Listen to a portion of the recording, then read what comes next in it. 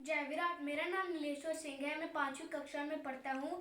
जैसे कि हम सब जानते हैं कि इस समय आज़ादी का अमृत महोत्सव चल रहा है। इसी मौके पर मैं अपने माता पिता के साथ फ्रीडम फाइटर्स के बारे में जानकारी प्राप्त करूँगा।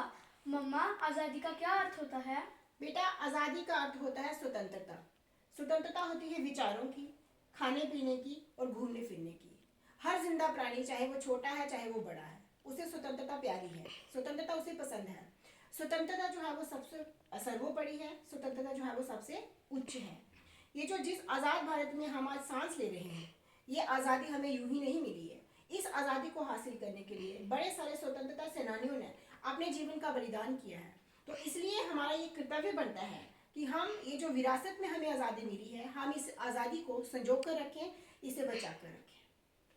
पापा, कुछ फ्रीडम फाइटर के बारे में बताओ जिन्होंने हमारे देश को आज़ाद होने में अपना बलिदान दिया।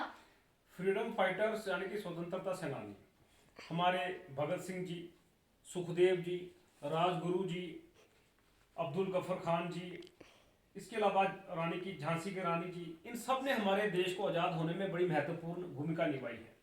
जिसमें से अगर भगत सिंह जी की बात की जाए तो भगत सिंह जी का जन्म 28 सितंबर 1907 को पंजाब के एक सिख परिवार में हुआ था। उनके पिता का नाम सरदार किशन सिंह और माता का नाम विद्यावती कौर था। वह एक स्वतंत्रता सेनानी थे। उन्होंने भारत की आज़ादी के लिए संघर्ष किया।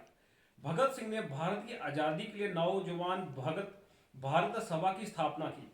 भगत सिंह ने भारत को आज़ादी के लिए इनकलाब जिंदाबाद का नारा भी दिया था। वह वामपंथी विचारधारा से प्रभावित क्रांतिकारी थे। उनके दल के प्रमुख क्रांतिकारियों में चंद्रशेखर आजाद, सुखदेव, राजगुरु इत्यादि थे। भगत सिंह ने 17 दिसंबर 1928 को लाहौर में अंग्रेज अधिकारी जेपी सैंडर्स को मारा। भगत सिंह ने तथा उनके दो साथियों सुखदेव और राजगुरु को 23 मार्च 1931 को शाम के करीब 7:33 पर फांसी दे दी गई थी। वह एक महान क्रांतिकारी थे। उन्होंने देश के लिए अपना बलिदान दिया। हमें भगत सिंह जी पर गर्व है, हमें उनको अपना आदर्श मानना चाहिए। इसके अलावा सुभाष चंद्र बोस जी, इन्होंने एक नारा दिया था, तुम मुझे खून दो, मैं तुम्हें आज़ादी दूंगा और दिल्ली चलो। ये विवेकानंद जी को अपना स्पिरिचुअल लीडर मानते थे और चित्तरंजन दास जी को अपना पॉलिटिकल गुरु मानते थे।